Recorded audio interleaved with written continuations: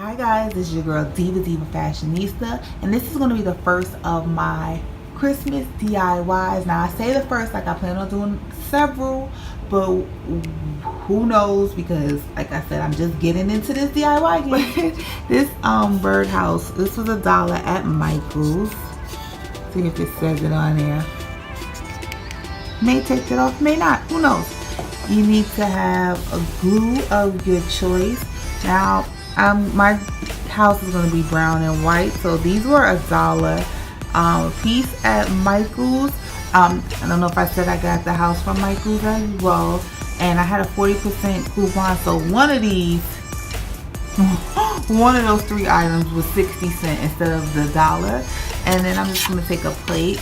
And then a tip I got from Bargain Bethany here on YT is to use these little sponges. I do have brushes, but I couldn't find them, so I was like, I know where my makeup sponges are. Okay, so let's get into this DIY.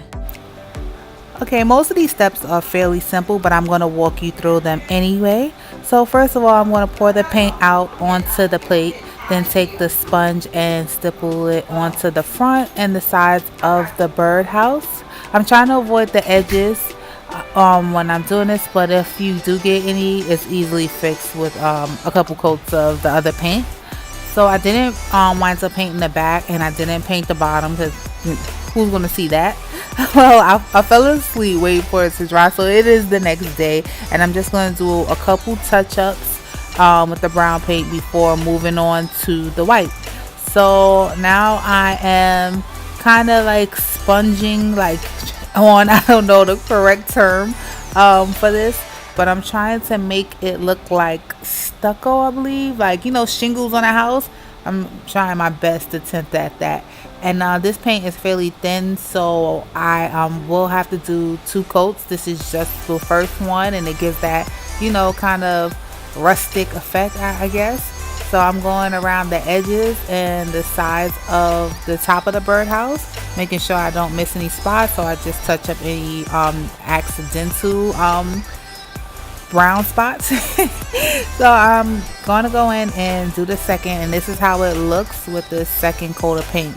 So now I decided to take another Dollar Tree item and take the little stem off of it.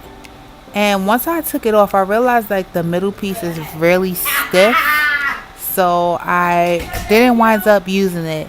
So this is how everything turned out.